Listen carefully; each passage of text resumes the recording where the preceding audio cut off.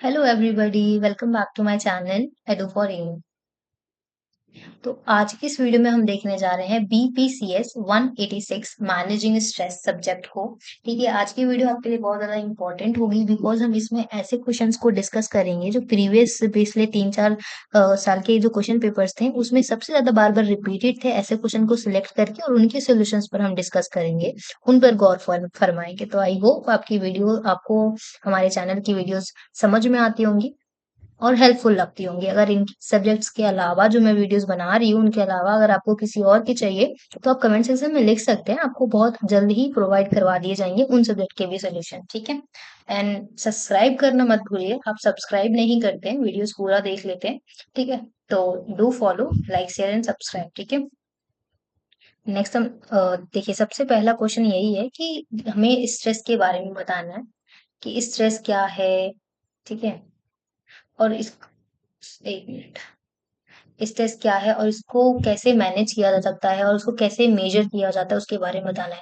तो stress basically एक psychological एक रिस्पॉन्स होता है जो एक्सटर्नल डिमांड्स और जो जितने भी प्रेशर्स होते हैं उनको स्ट्रेसर्स के थ्रू, इंडिविजुअल्स के थ्रू रिसीव किया जाता है, ओवरवेलम किया जाता है बियॉन्ड देयर कोपिंग एबिलिटीज। ठीक है, अगर हम मेजर करने की बात करें, देखिए स्ट्रेस क्या है, जब आप किसी चीज को कोप नहीं कर पाते हैं, सहन नहीं कर पाते हैं, ठीक है, उस वो चीज आपको इफेक्ट करती है, तो एक तरीके से साइकोलॉजिकली आपको इफेक्ट होता है, तो वो चीज आपके अंदर स्ट्रेस के रूप में पनपती है। ठीक है, ये बेसिकली एक नेचुरल रिएक्शन है। ठीक है, जो अराइज कर सकता है किसी भी एक वर्क रिलेटेड चैलेंजेस हो सकता है, फाइनेंशियल डिफिकल्टीज हो सकती हैं, या रिलेशनशिप प्रॉब्लम हो गया, किसी भी रीजन की वजह से स्ट्रेस जो है आ सकता है। इसको मेजर करने की बात करें तो इसके बहुत सारे कॉम्प्लेक्स टास्क होते हैं जो इन्वॉल्व करते हैं स्ट्रेस को मेजर करने में। ऑब्जेक्टिव मेजर मेजर हो गया जैसे कि, ठीक है, जो फोकस करता है साइकोलॉजिकल एंड बायोलॉजिकल इंडिकेटर्स को। एडिशनल इमर्जिंग टेक्नोलॉजी हो गया। ठीक है, तो ये दो ऐसी ऑब्जेक्टिव मेजर ऑफ स्ट्रेस और एडिशनली इमर्जिंग टेक्नोलॉजी, ये दो टेक्नोलॉजीज हैं जिससे हम स्ट्रेस को मेजर कर सकते हैं। ठीक है, देखिए, जैसे कि हम इसमें क्या देखते हैं कि अब आपका स्लीप पैटर्न बिगड़ जाएगा, स्ट्रेस का लेवल अगर बहुत ज्यादा बढ़ेगा तो आप फिजिकल एक्टिविटीज में बहुत लो फील करेंगे। ठीक है, कुछ इसी तरीके से आप समरी में बता सकते हैं कि स्ट्रेस बेसिकली एक बहुत ही मल्टीफेसेटेड कॉन्सेप्ट है। ठीक है, जिसका सब्जेक्टिव एंड ऑब्जेक्टिव कंपोनेंट है। Combining self reported measures with psychological indicators can provide a more comprehensive assessment of stress and help researchers and practitioners understand it's impacts on individuals wellbeing. ठीक है, तो इन technologies का use करके जब हम stress का मतलब उसका मेजरमेंट कर लेते हैं तो किसी भी इंडिविजुअल के वेलबींग को अंडरस्टैंड करने के लिए उसको कैसे ठीक करना है, इस चीज में जो हमारे प्रैक्टिशनर्स होते हैं, रिसर्चर्स होते हैं, उनको हेल्प मिलती है। ठीक है, तो नेक्स्ट क्वेश्चन हम देखते हैं जो बहुत ज्यादा इंपॉर्टेंट है अगेन, और आप क्वेश्चन पेपर उठाएंगे ना तो कहीं ना कहीं आपको क्वेश्चन जरूर मिल जाएगा। That describe the effect of stress on performance and productivity. Obviously जब आप देखिए, जब आप स्ट्रेसफुल होते हैं तो आपकी परफॉर्मेंस और प्रोडक्टिविटी में कहीं ना कहीं नेगेटिव चीज और डाउन देखने को मिलता है। ठीक है, आप देखेंगे कि आपका जो स्लीपिंग पैटर्न है और फैटिगी है, जो बेसिकली एनर्जी लेवल है वो डाउन हो गया है, आप बहुत ज्यादा सोचते रहते हैं। ठीक है, सो एडिशनली जो स्ट्रेस है वो कंट्रीब्यूट कर सकता है एक नेगेटिव इमोशनल स्टेट को, जैसे कि एंजाइटी। कई बार तो स्ट्रेस की वजह से लोग सुसाइड भी करते हैं, हालांकि ऐसा होना नहीं चाहिए। ठीक है, तो इस चीज की वजह से आप बता सकते हैं कि कैसे स्ट्रेस जो है बहुत ज्यादा आपकी प्रोडक्टिविटी और परफॉर्मेंस को हार्म पहुंचाता है। तो ये आप स्ट्रेस करना आपके लिए बहुत हार्मफुल। देखिए, यहाँ पे एक कोट है कि पेन तो जिंदगी का एक हिस्सा है, बस उसको ऊपर टेंशन लेना है कि नहीं, उस पे स्ट्रेस करना है कि नहीं, ये तो आपका ऑप्शन है। ठीक है, तो ये आपके पास हमेशा ऑप्शन रहता है, पेन तो आएगी ही जिंदगी में। ठीक है, बस उस पे वरी करना ये आपके लिए ऑप्शन है, तो ऑप्शन हमेशा रखिए कि वरी नहीं करना है। ठीक है, so I hope this helps you. ठीक है, सो ओवरऑल वर्क परफॉर्मेंस और प्रोडक्टिविटी बेसिकली डाउन ही जाता है। नेक्स्ट है define coping, describe its natural and goals. Coping क्या होता है, बेसिकली एक साइकोलॉजिकल एंड बिहेवियर स्ट्रैटेजीज होता है जिसमें किसी भी इंडिविजुअल को ना मैनेज किया जाता है और अडेप्ट करके स्ट्रेसफुल जो जितनी भी चैलेंजेस है ना उनको अडेप्ट करना। ठीक है, और उसको फेस करना बेसिकली, और उससे ओवरकम कर जाना, ये चीज सिखाई जाती है। ठीक है, इसके टू बोर्ड्स टाइप्स आप बता सकते हैं, जैसे प्रॉब्लम फोकस्ड कोपिंग हो गया, मतलब प्रॉब्लम पे फोकस करके कि प्रॉब्लम आई क्यों है, और उसको फेस करना और उसको सोल्यूशन पे काम करना, ठीक है। और फिर या फिर वो प्रॉब्लम ऐसी है कि आप उसके कोई सोल्यूशन नहीं कर सकते, तो ठीक है आप उसको फेस करिए, बिकॉज ये लाइफ का हिस्सा है। फेस करेंगे तो आप जब एक टाइम पीरियड पे वो खत्म हो जाएगा, तो आपको वहां पे रुकना नहीं है, आपको फिर से स्टार्ट करना है और अपने बैलेंस को रिस्टोर करना है और सारी चीजों को फिर से स्टार्ट कर देना है। ठीक है, तो कुछ इस तरीके से आपको यहाँ पे लिखना है। तो आई होप कि आपको ये क्वेश्चन समझ में आया होगा। ये देखिए मैं थोड़ा सा छोटा कर देती हूँ। तो कुछ इस तरीके से आपको यहाँ पे लिखना है। ओके, नेक्स्ट हम देखते हैं, right short notes on the following in about moderator of stress. Basically moderator of stress क्या होता है? ये बेसिकली ऐसे फैक्टर्स होते हैं, वेरिएबल्स होते हैं जो इन्फ्लुएंस करते हैं कि किसी भी इंडिविजुअल के अंदर जो स्ट्रेस है वो कैसे रिस्पॉन्स करता है, ठीक है। इसके बेसिकली स्ट्रेस के सोशल सपोर्ट हो गया, कोपिंग स्ट्रेटजीज हो गए जो हमने ऊपर डिस्कस किया, ये बेसिकली टाइप्स हैं, ठीक है, किसके? मॉडरेटर्स ऑफ स्ट्रेस, स्ट्रेस को मॉडरेट करने वाले, ठीक है। पर्सनालिटी ट्रेट्स हो गया, मतलब किसी भी स्ट्रेस को ना मॉडरेट करने के ना सभी इंडिविजुअल्स के अंदर ना बहुत अलग अलग चीजें देखेंगे। कोई देखेंगे आपकी बहुत हंस के वो उस चीज को फेस कर लेता है, ठीक कर लेता है, ठीक है। और कोई क्या होता है, बहुत ना एंग्जाइटी और उसको बहुत ज्यादा चीजें हो जाती है, तो या वो बहुत चिल्लाता है, ठीक है। या एक ऐसा पर्सन होगा जो बहुत चुप हो जाएगा, एकदम बोलना ही बंद कर देगा स्ट्रेस जब उसको होगा तो। या फिर कोई सह नहीं पाते हैं तो कुछ गलत कदम उठा लेते हैं। तो different different personality traits, genetic factors, environment factors, ये सभी चीज जो है इफेक्ट करती हैं, डिपेंड करती है किसी भी स्ट्रेस को मॉडरेट कैसे करेगा कोई भी इंडिविजुअल इस चीज को लेकर, ठीक है। तो कुछ इस तरीके से आपको इसका आंसर लिखना है, देखिए सेकेंड पॉइंट, फिर यहाँ से थर्ड, फोर्थ एंड फिफ्थ,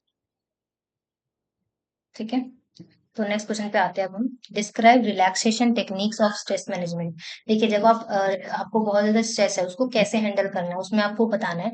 आप डीप ब्रीदिंग कर सकते हैं, प्रोग्रेसिव मसल्स रिलैक्सेशन कर सकते हैं, मेडिटेशन कर सकते हैं, ये सभी चीजें आपको बहुत हेल्प करती हैं स्ट्रेस को कम करने में, ठीक है। योगा हो गया, गाइडेड इमेजिनरी हो गई, मतलब आप उस चीज से बचने के लिए ना पॉजिटिव इमेजिन कर सकते हैं, मेडिटेशन कर सकते हैं, योगा कर सकते हैं।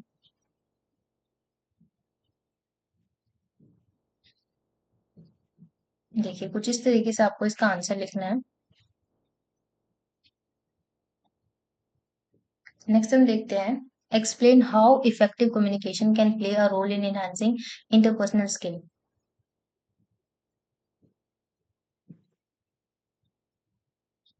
कम्युनिकेशन ना एक बहुत ही ज्यादा इम्पोर्टेंट रोल प्ले करता है, क्योंकि जब तक आप कम्युनिकेट नहीं करते हैं, जब तक आपको आइडियाज, थॉट्स, क्लियरिटी, सब चीजों के बारे में पता ही नहीं चलेगा, ठीक है। और कम्युनिकेशन बेसिकली क्या होता है, किसी भी दो इंडिविजुअल्स के बीच में आइडियाज का, थॉट्स का, इमोशन का क्लियरली जब एक एक्सचेंज होता है, शेयर किया जाता है एक दूसरे के साथ, तो वो बेसिकली कम्युनिकेशन है, ठीक है। और इफेक्टिव कम्युनिकेशन क्या हो रहा है कि जब दो इंडिविजुअल बात कर रहे हैं, आइडियाज, थॉट्स, इमोशन को शेयर कर रहे हैं, तो सामने वाला भी वही समझ रहा है जो सामने वाला कहना चाहता है। तो इट मीन्स कि फीडबैक अगर सही आ रहा है तो मतलब कि वो कम्युनिकेशन जो है वो इफेक्टिव रहा है, ठीक है।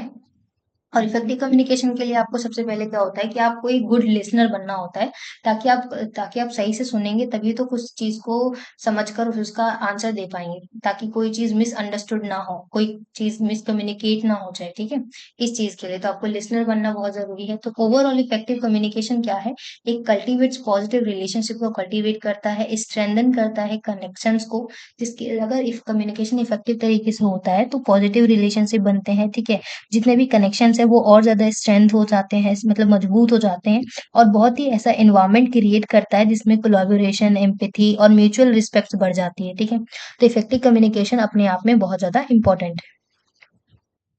तो नेक्स्ट क्वेश्चन में आपसे पूछा गया है कि स्ट्रेस का हेल्थ पर क्या असर पड़ता है, बिकॉज ये सब्जेक्ट ही मैनेजिंग स्ट्रेस से रिलेटेड है, तो ऑब्वियसली है कि स्ट्रेस से रिलेटेड क्वेश्चन आएंगे कि स्ट्रेस क्या है, उसके कितने टाइप्स हैं, क्या क्या मॉडरेट करने के तरीके हैं, हेल्थ पे क्या है, ग्लोबलाइजेशन किस तरीके से इफेक्ट करता है हेल्थ को, ये सारी चीजें हमने देखा, राइट।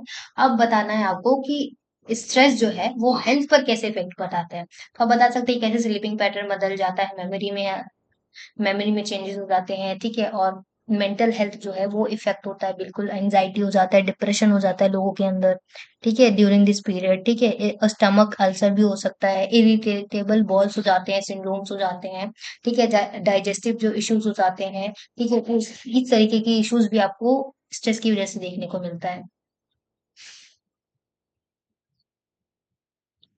आपका कॉग्निटिव फंक्शन जो होता है वो बेसिकली काम नहीं करता है, मेमोरी और कंसंट्रेशन में आपका ध्यान नहीं लग पाता है, ठीक है।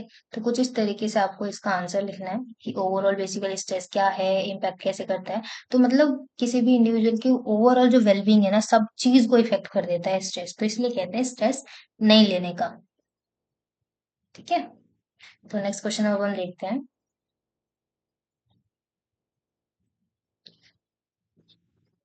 आपको कॉग्निटिव रिस्ट्रक्चरिंग के बारे सॉरी कॉग्निटिव रिस्ट्रक्चरिंग के बारे में बताना है, ABCDE टेक्निक को फॉलो करते हुए। ABCD टेक्निक बेसिकली ये है कि एक्टिवेटिंग इवेंट हो गया, बिलीव हो गया। ये कॉग्निटिव रिस्ट्रक्चर बेसिकली क्या होता है, एक ये थेराप्यूटिक यूज होता है जो कॉग्निटिव बिहेवियर की जो थेरेपी होती है ना, किसी भी इंडिविजुअल को आइडेंटिफाई करने में, किसी भी इंडिविजुअल के अंदर कॉग्निटिव जितना भी रिस्ट्रक्चर है उसको आइडेंटिफाई करने के लिए, मॉडिफाई करने के लिए जिस तरीके का, जिस पैटर्न का यूज किया जाता है वो basically cognitive restructuring A B C D technique है, ठीक है। तो एबीसीडी टेक्निक में आपको ये लिखना है, इन सभी चारों पांच पॉइंट्स को आपको एक्सप्लेन कर देना है कि कैसे, ठीक है। सी से कॉन्शियसनेस हो गया, डी से डिस्प्यूट हो गया, ई से इफेक्ट हो गया, ये चीज, ठीक है। Effect,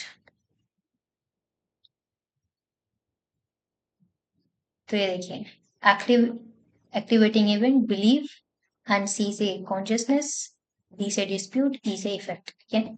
so The ABCD technique helps individuals gain insight into their thought process। तो किसी इंडिविजुअल के अंदर जितना भी थॉट प्रोसेस है, उसको चैलेंजेस जितने भी है, इरेशनल जितनी भी थिंकिंग है, उसको डेवलप करके और अपनी कॉग्निटिव पैटर्न को गुड बनाने के लिए ये टेक्निक जो है ABCD ही हेल्प करती है। नेक्स्ट आपको बताना है, एक्सप्लेन माइंडफुलनेस एंड बायोफीडबैक। यहाँ पे आप थोड़ा सा गैप दे देना। Biofeedback technique as of stress management. देखिए, तो माइंडफुलनेस बेसिकली एक बायो फीडबैक है, क्योंकि ये दोनों चीजें जो हैं, एक different different two effective techniques हैं जो यूज की जाती है स्ट्रेस को मैनेज करने में, माइंडफुलनेस और बायो फीडबैक। माइंडफुलनेस क्या होता है, जिसमें आप मेडिटेशन कर रहे हैं, ठीक है। Mindfulness involves being fully present and aware of the current moment without judging it. It helps individuals observe their thoughts and emotion objectively, ठीक है। तो माइंडफुलनेस जब आप करते हैं तो इसमें स्ट्रेस किस तरीके से कम होता है कि आप प्रेजेंट टाइम में जीते हैं, ठीक है। अब जो हो गया वो तो होना ही था, ठीक है। तो प्रेजेंट टाइम में जी रहे हो, प्रेजेंट मोमेंट को अच्छे से जीते हैं, तो बेसिकली माइंडफुलनेस है, ठीक है। और प्रेजेंट टाइम को अच्छे से प्रोडक्टिव और पॉजिटिव तरीके से यूज करते हैं, ठीक है। और बायो फीडबैक में क्या होता है, इसमें ना इलेक्ट्रॉनिक डिवाइसेस का यूज किया जाता है ताकि मॉनिटर कर सके और प्रोवाइड कर सके हम रियल टाइम फीडबैक को अबाउट जितना भी साइकोलॉजिकल प्रोसेस है उसमें रियल टाइम अभी क्या हो रहा है, एग्जैक्टली कितने मसल्स को टेंशन है, बॉडी के रिस्पॉन्सेज क्या हो रहे हैं स्ट्रेस की वजह से, उसको हम बेसिकली मॉनिटर करते हैं, ठीक है, बायो फीडबैक के थ्रू। आगे है,